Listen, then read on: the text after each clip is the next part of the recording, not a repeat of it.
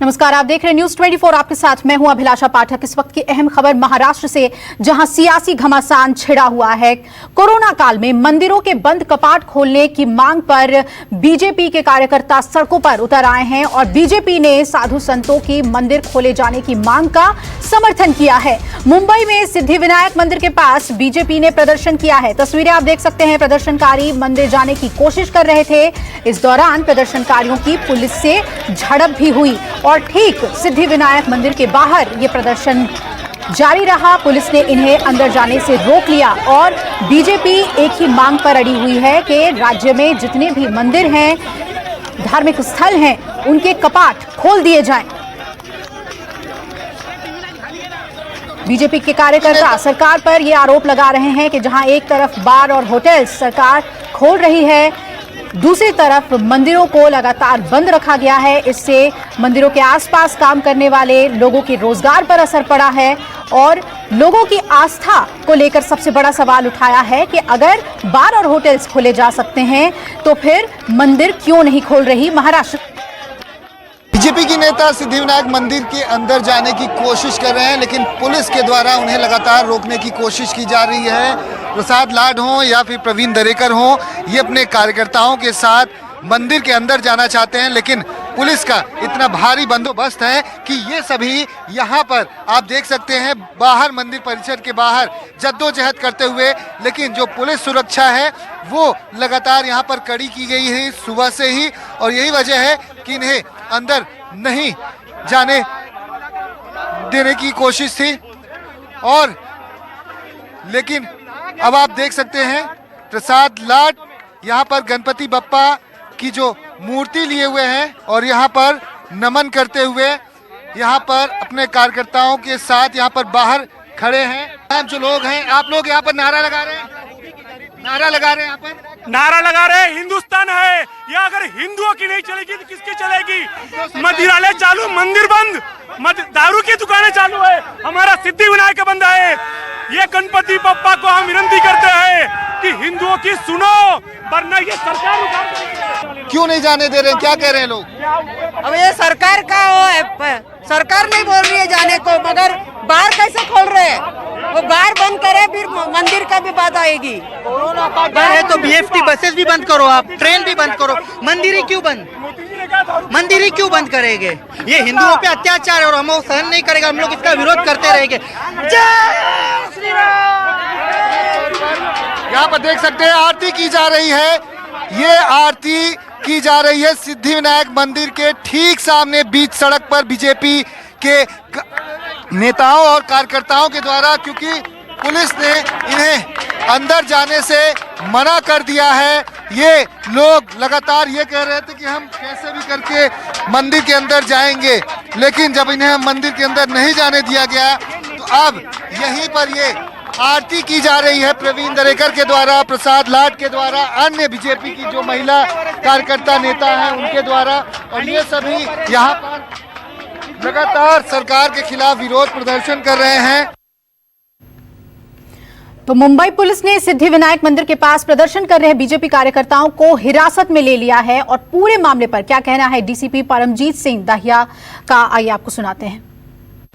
कोई अरेस्ट नहीं हुआ है, यहाँ से लोगों को बस हटाया गया है और जिस तरह का सिचुएशन होगा उस हिसाब से एक्शन लिया जाएगा।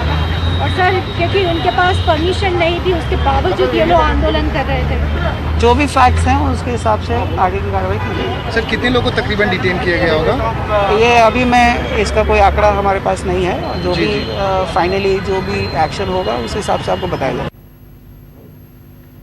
तो महाराष्ट्र में धार्मिक स्थल खोले जाने को लेकर राज्यपाल भगत सिंह कोश्यारी ने सीएम उद्धव ठाकरे को चिट्ठी लिखी है।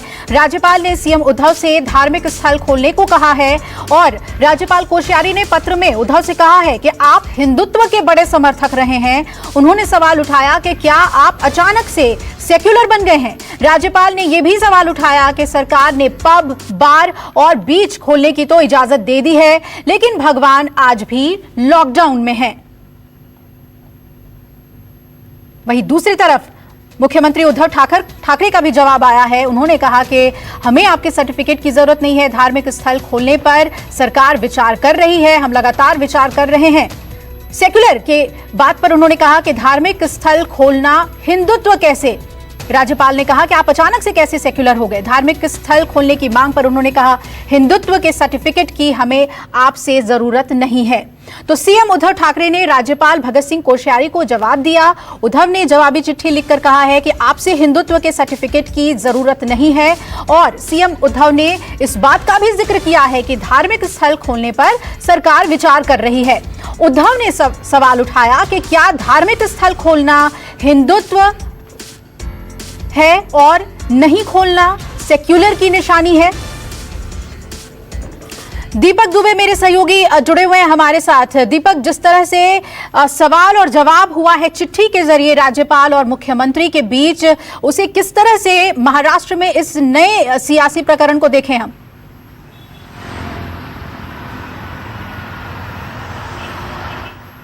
जी, जिस तरह से बीजेपी ने साधु संतों का सहारा लिया था, आज की अगर बात की जाए जहां पर बीजेपी का ये कहना था कि साधु संतों के लिए, आम भक्तों के लिए मंदिर का जो कपाट है, दरवाजा है, वो खोल दिया जाए, तो आज सुबह से ही महाराष्ट्र और मुंबई की अगर बात की जाए तो दो जगहों पर बड़ी तरह से आंदोलन किए गए हैं। एक सिद्धि विनायक मंदिर के सामने किया गया और दूसरा इस वक्त जारी है शिरडी में, शिरडी साईं मंदिर के सामने तमाम जो बीजेपी के नेता हैं वो पहुंचे हुए हैं। उनके साथ साथ तमाम जो साधु संत महात्मा हैं वो पहुंचे हुए हैं और सरकार को लगातार घेरने की कोशिश की जा रही है। बात की जाए महाराष्ट्र के मुख्यमंत्री उद्धव ठाकरे की और महाराष्ट्र के राज्यपाल भगत सिंह कोश्यारी की, तो अब ये दोनों भी आमने सामने आ चुके हैं और ये महज पहली बार ऐसा नहीं हो रहा है, इससे पहले भी आमने सामने दोनों रह चुके हैं। आज सेकुलर शब्द का इस्तेमाल किया गया जब भगत सिंह कोश्यारी की तरफ से मुख्यमंत्री को एक खत लिखा गया और ये कहा गया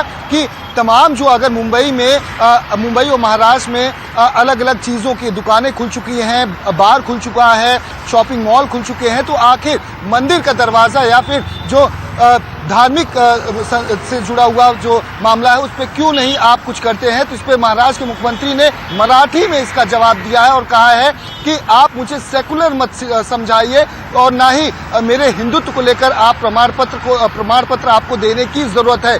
ऐसे में अब राज्यपाल और मुख्यमंत्री आमने सामने हैं। बीजेपी के जो नेता हैं उनके द्वारा लगातार प्रतिक्रियाएं आ रही हैं और सरकार को घेरने की कोशिश की जा रही है कि किस तरह से शराब बंदी को यहाँ पर रोक नहीं लगाई गई। शराब परोसे जा रहे हैं, महज 2 महीने के लॉकडाउन के दौरान ही शुरू कर दिया था, तो जी दीपक, 4 महीने का।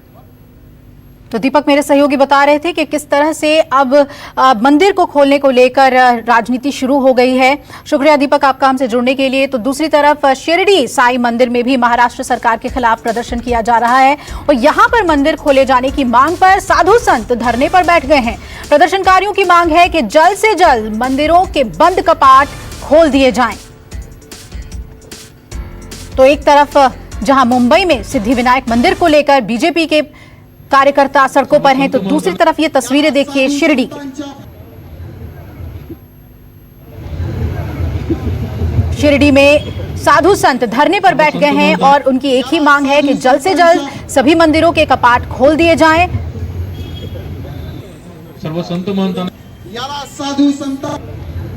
और सभी साधु संत यहां एकजुट हुए हैं, धरने पर बैठे हैं कि महाराष्ट्र में जिस तरह से मंदिरों के कपाट बंद हैं उस पर सरकार जल्द से जल्द फैसला ले। और आइए अब बात कर लेते हैं राजस्थान की। हम राजस्थान के पाली जिले में पिछले 15 दिनों से दबे मजदूर को निकालने के लिए रेस्क्यू ऑपरेशन फिर से शुरू हो गया है। 15 दिन पहले ये घटना सामने आई थी और राजस्थान के पाली में मजदूर दब गए थे। अब उन्हें एक बार फिर से निकालने के लिए रेस्क्यू ऑपरेशन की शुरुआत कर दी गई है, लेकिन 15 दिन बीत चुके हैं और उसके बाद इस कुएं से मजदूर के शव को निकालने की कोशिश की जा रही है। रेस्क्यू को शुरुआत में रोक दिया गया था और एक तरह से कुएं में ही कब्र इस मजदूर की बन गई, लेकिन शुरू में लाचार दिखी सरकार, हाथ खड़े कर दिए कि संभव नहीं है, हमारे पास वो संसाधन नहीं है जिससे हम इस रेस्क्यू ऑपरेशन को अंजाम दें। लेकिन दबाव पड़ने के बाद सरकार ने एक बार फिर से रेस्क्यू ऑपरेशन को शुरू करने की बात कही है और इस बार जो रेस्क्यू होगा उसके लिए एक प्रक्रिया को फॉलो करना होगा, मिट्टी भरनी होगी और उसके बाद फिर मजदूर के शव को बाहर निकाला जाएगा। तो आज से पाली जिला प्रशासन ने एक बार फिर रेस्क्यू ऑपरेशन शुरू कर दिया है और अब इस 80 फीट गहरे कुएं को पूरी तरह से मिट्टी से बंद किया जा रहा है और इसके बाद मिट्टी को फिर से निकाला जाएगा ताकि कुएं के अंदर की जो दलदल है वो खत्म हो सके। बताया जा रहा है कि नया रेस्क्यू ऑपरेशन 30 से 40 दिन तक चल सकता है। पाली से देखिए हमारे संवाददाता श्रीवत्सन की ग्राउंड रिपोर्ट। राजस्थान का ये वही कुआं है जो कि पिछले 16 दिनों से एक शख्स के लिए कब्रगाह बना हुआ। कब्रगाह इस लिहाज से 16 दिन पहले इस कुएं की मरम्मत के दौरान वह कुएं में उतरा था और उसके बाद जब मिट्टी धसी तो उसकी डेथ हो गई। तब से लगातार उसके इस शव को निकालने की कोशिश की जा रही है, अभी तक कामयाबी नहीं मिली। हालांकि काम को भी रोक दिया गया बजट की कमी को बताते हुए, संसाधनों की कमी को बताते हुए, लेकिन एक बार फिर से अब उसे बाहर निकालने की गांव वालों के जो दबाव जिस तरह से बना उसके बाद कोशिशें शुरू हो गई है। यहाँ जेसीबी की सहायता से इस कुएं को फिर से मिट्टी रेत डालकर भरा जा रहा है और ये कुआं जब पूरा तरफ भर जाएगा तो इसके चारों तरफ खुदाई होगी और उसके बाद फार्मा लगा के इसे निकाला जाने की कोशिश की जाएगी। 80 फीट गहरा कुआं है, सबसे बड़ी बात 80 फीट गहरा कुआं है। 80 फीट पूरे कुएं में इसी तरह से मिट्टी डाली जाएगी और उसी मिट्टी को फिर से चारों तरफ से खुदाई कर उसके शव को निकालने की कोशिश की जाएगी। सबसे बड़ी बात है कि ये खेत ईश्वर सिंह जी का है। उनका कहना है कि जब जो मजदूरों को यहाँ पर लगाया गया था तो उस वक्त काफ़ी तमाम तरह की सुविधाएं थी, लेकिन एक हादसा था।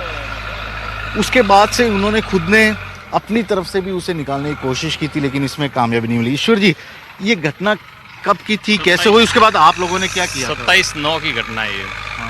उसके बाद में मैं तो यहाँ था नहीं, बाहर था, और बाद में गांव वालों या प्रशासन ने जो भी कार्रवाई करनी थी वो की है। लेकिन आपने भी कोशिश की होगी, नहीं निकला उसके बाद, तभी तो सब कुछ रोका नहीं, हम गया। उसमें प्रशासन के अनुरूप ही काम करना चाह रहे थे, हम अपने विवेक से कुछ भी नहीं कर पा रहे थे। हो सकता है कोई साइड और हादसा नहीं हुआ। ये हादसे का कोई कारण समझ में आया था आपको? क्या कारण? नहीं, मेरे ये समझ से बाहर की बात थी, वही बता सकते हैं जो अंदर काम कर रहे थे। और इस खबर पर ज्यादा अपडेट के साथ श्रीवत्सन मेरे सहयोगी जुड़े हुए हैं। श्रीवत्सन, एक बार फिर से जिस तरह से रेस्क्यू ऑपरेशन को शुरू किया जा रहा है, आखिर दिक्कत क्या थी? पहले प्रशासन ने क्यों हाथ खड़े किए थे ये कहते हुए कि हमारे पास संसाधन नहीं है?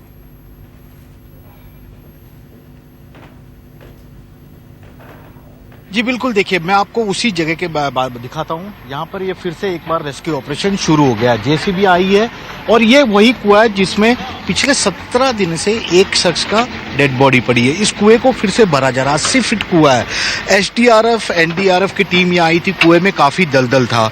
एक मृतक शख्स को निकालने के लिए जिंदा श्रमिकों को प्रशासन उनके जान को जोखिम में नहीं डालना चाहता। एएन साहब हमारे साथ है। सर, अब किस तरह से यहाँ पर ये पूरा रेस्क्यू ऑपरेशन होगा और बीच में रोकने का क्या कारण था? सर, अभी क्या है, जैसे पहले जो रेस्क्यू ऑपरेशन के सारे जो भी प्रयास किए गए थे उनमें थोड़ा मैनुअल पोजीशन से आदमी को भेजना रिस्की था। तो अब सेफ्टी मेजर्स को ध्यान में रखते हुए ये नया प्लान एग्जीक्यूट किया है, जिसके अंदर एक open well, throughout open well बनाना है 30 मीटर्स का, 4 मीटर डाया में। और इसको जो कोलैप्सेबल स्टार्टा था उसको अपन ने पूरा फिल कर दिया है। अब फर्म स्टार्टा हो गया है। अपन नए तरीके से, मतलब आपका ये कहना कि जो ये कुआं पहले इसको भरेंगे फिर इसके पैरेलल एक और कुआं बनाएंगे? नहीं, सेम इसी में ही 4 मीटर डाया का कुआं बनाएंगे। तो बीच में काम क्यों रुक गया था? क्या बजट की कमी थी या कुछ और कारण? नहीं, बजट की कोई कमी नहीं थी। पहले एक शॉर्ट टर्म प्लान लिया गया था जिसके अंदर सोचा कि अगर किसी मनुष्य को वहां भेज के, लेकिन सेफ्टी मेजर सही नहीं था, इस वजह से उसको प्लान को ड्रॉप करके लॉन्ग टर्म मेजर्स की तरफ, सेफ्टी का पूरा ध्यान रखते हुए लॉन्ग टर्म मेजर को अपनाया गया है। कितना दिन लगेगा? क्योंकि देखिए परिवार वाले इंतजार कर रहे हैं, 16 दिन कंप्लीट हो गए हैं, अभी तक उनको ये भी पता नहीं है डेड बॉडी अंदर है नहीं है। उनको ये पता है कि अब वो शख्स नहीं है, लेकिन कितने दिन लग जाएगा निकालने में? प्रशासन की तरफ से और इंजीनियरिंग विभाग की तरफ से काम तो पूरा अभी प्रोग्रेस में है ही, आप देख रहे हैं। बाकी 30 से 40 दिन तो अनुमानित लगने का संभावना है सर। ये देखिए 30 से 40 दिन की बात कर रहे हैं, क्योंकि इनकी सबसे बड़ी चिंता है कि जो मृतक शख्स है उसके बॉडी को तो बाहर निकालना है, लेकिन जो इस काम में जुटे हुए उनके जीवन को बचाना भी सबसे बड़ी इनके लिए चुनौती है। और उसी को ध्यान में रखते हुए यह पूरा प्रोसेस किया जा रहा है। ये पूरा एक खेत है, इस खेत में एक पीढ़ी दर पीढ़ी का काफी पारंपरिक ये कुआं बना हुआ, और इसी कुएं में जब इसकी मजबूती को करने के लिए इसको गहरा करने की कोशिश की जा रही थी तब यह हादसा हुआ था। 27 तारीख की घटना है। परिवार वाले भी इंतजार कर रहे हैं एक बार अगर डेड बॉडी बाहर आ जाए तो वे उनका अंतिम संस्कार अपनी जो परंपरा है उसके अनुसार कर सके, और शायद प्रशासन भी उनकी इसी भावना को ध्यान में रखते हुए इस पूरे रेस्क्यू ऑपरेशन को एक बार फिर से शुरू कर दिया है। जी बिल्कुल श्रीवास्तव, देर से ही सही लेकिन प्रशासन जागी है और इस कुएं को ही मजदूर की कब्र बनाने की बजाय उन्हें अब बाहर निकालने की, उनके शव को बाहर निकालने की कोशिश हो रही है। शुक्रिया आपका हमसे जुड़ने के लिए। नमस्कार, मैं हूं मानक गुप्ता। अगर आपको हमारा ये वीडियो पसंद आया हो तो इसे लाइक और शेयर जरूर करें, और हाँ, हमें सब्सक्राइब और फॉलो करना ना भूलें ताकि आप देश और दुनिया की कोई खबर मिस ना करें। तो जुड़े रहिए हमारे साथ और देखते रहिए न्यूज़ 24।